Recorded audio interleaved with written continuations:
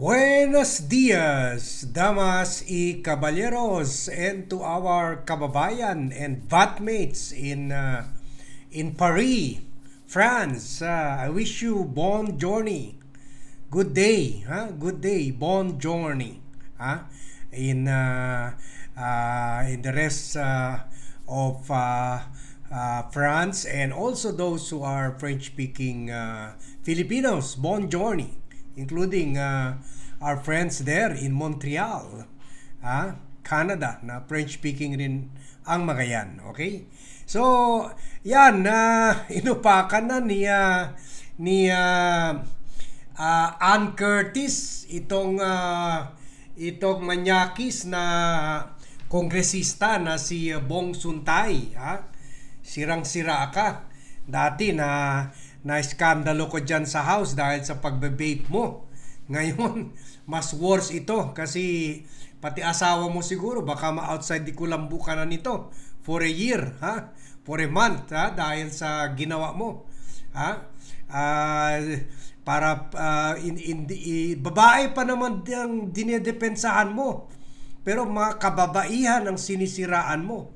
Pati na yung kliyente mo, si Sara Duterte. Kaya dito nag-post na sa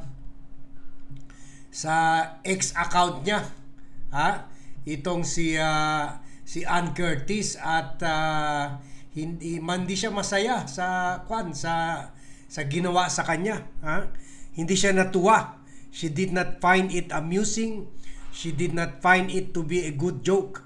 Anong sabi niya sa post niya? Respectfully, Bong Suntay, what on earth? What on earth? Bakit ganon ang thinking? Bakit ganon, what on earth? Ang ibig sabihin, ano bang iniisip mo? Ganyan na nga problema sa mga DDS. Nawawalan ng isip.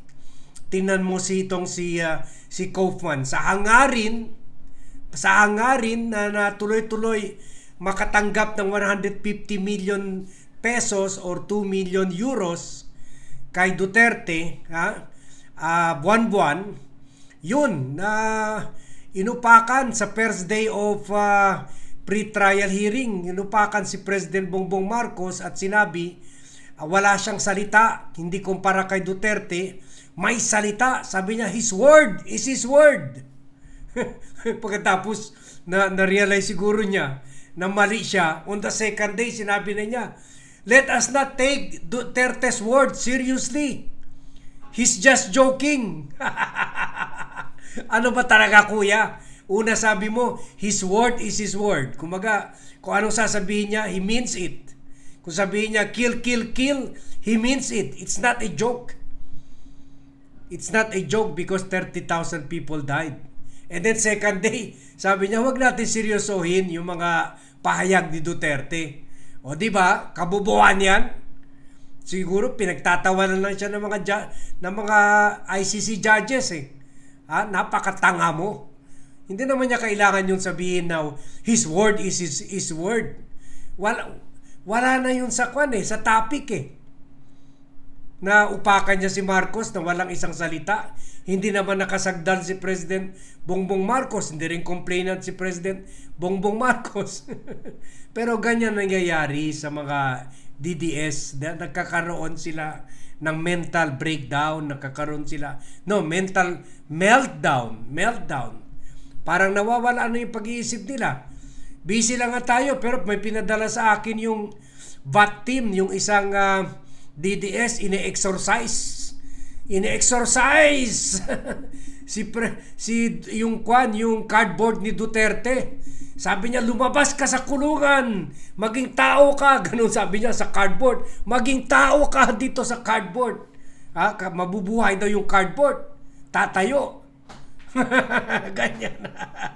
Ganyan na biro mo si Robin Padilla, dala-dala ng mga cardboard ni Duterte, kung saan restaurant siya pupunta dyan nung bumisita siya sa The Hague. Hindi naman siya pasok sa loob. Kasi syempre, kailangan may approval ni Duterte. Siguro wala rin bilib sa kanya. Si Duterte, hindi siya pinapasok sa kulungan para makapag-usap lang man sila, makapag-kamayan lang man sila, o makapag-group hug lang man sila. Kasama sila Sara o sila Baste. Sila Pulong. Pero wala eh. And yet, yun, wherever siya pupunta dyan, dala-dala niya yung cardboard ni Duterte. Hindi ba katangahan yan? Kaya sabi ni Ad Curtis, respectfully, Bong Suntay, what on earth? Ano bang iniisip mo? Bakit ganon ang thinking? Bakit ganon ang pag-iisip mo? Nawala na nga isip, kuwan na nga naging zombie na. And then sabi pa niya, Happy National Women's Month. Sabi niya nito at kahapon 10 p.m. And then hindi pa siya nakatulog. At 10:59, ito rin ang post niya. Yung init ng ulo at dugo ko, ang hirap matulog ha. Ang hirap matulog ha. Yung init ng ulo at dugo ko, ang hirap matulog ha. So, ibig sabihin, very offended siya. Kahit sabi nga, may interview pa si Bong Suntay, sabi niya, you should take it as a compliment. Compliment, pero hindi eh. Iba yung compliment, yung maganda ka, sexy ka, ganun. At iba yung sinasabi na pinagnanasahan siya. Ibig sabihin, parang hinuhubaran na siya nung nakita siya ni Suntay.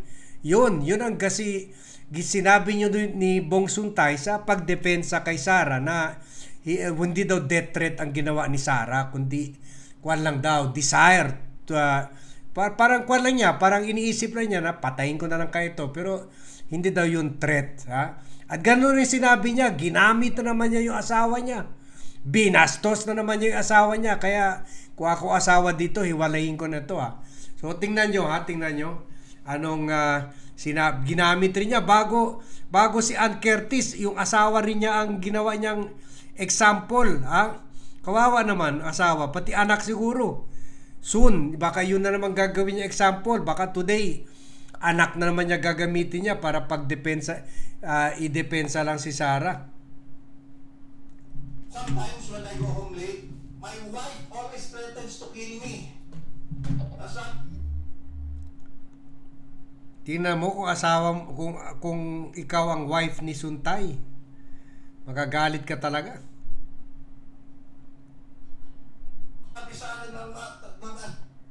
Dali. Hindi na ko-connect yung kuwan natin. Yung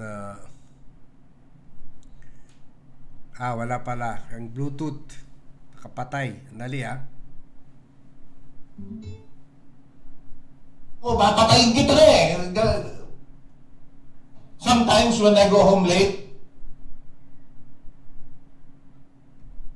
my wife always threatens to kill me. Sabi sa akin ng asawa ko, papatayin kita na eh. Umaga ka na naman umuwi. And you know, my wife is the queen of our home, ha? And she's... Sabay bawi ganun. Umaga naman umuwi. Parang pinapakita. Playboy talaga siya. Ha? Gabi-gabi. Umaga nang umuwi. Ha? Tingnan mo talaga, proud na proud pa siya sa ganun, ha? Sometimes when I go home late, my wife always threatens to kill me. Sabi sa akin ng asawa ko, papatayin kita na eh.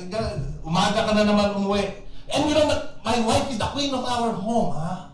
And she is highly respected by everyone in our household. But you know, I'm still alive. And my wife only kills me with love. Common sense dictates that if you are really serious in killing someone, you do not announce it to the whole world. Why would you announce that you will kill someone if you really intend to kill someone? Common sense dictates otherwise. Thank you, Madam Chair. Madam Chair. Thank you. Honorable Abante. With due respect to Congressman Suntay, I do not know if he is lawyering with for the Vice President. I even think that he is right now defending her. Pero ito you have seen the video. Whether it be that he is joking, that's between her, diba? Thing is this, that amounts to a credible threat against the President, the First Lady, and the Speaker. Tama. That is not political noise. Just like what he's saying about his wife. What he's saying about his wife is only political noise. No, but my wife But that is not politician. political noise, Madam Chair. That is a red flag for national stability and constitutional order. Why? The Vice President is not a private citizen. The wife of Congressman Suktay is a private citizen, but not the Vice President. The office of the Vice President carries access, influence, and security resources. That is why the standard for Ayan, sige. Okay na. Nag-ads pa. So, yan. Nakita nyo, binara rin ni Congressman Abante itong si Suntay. So, yan. Buti nga sa kanya kasi wala. We need to respect our women. So, yun nga. Tulad ng sinabi natin kahapon, iba ng panahon. Nire-reject na natin ulit. We have recovered back the days of decency. Hindi na pinagpipiestahan, hindi na pinagtatawanan yung mga green jokes, yung mga dirty jokes at yung mga lewd action, mga manyakis na action ni Duterte. Of course, nung time niya, pati yung PI niya, yun ang noon, acceptable behavior. Ngayon, nagbago na, iba na. Bumabalik na tayo sa panahon na nirespeto natin mga kababaihan. So yun lang po. Short vlog, pre-recorded vlog lang ito as we prepare for the resumption of the hearing today. And join me, ha. We will be putting it out live dito. So see you, ha. For the resumption of the hearing. And thank you very much for joining me in this vlog.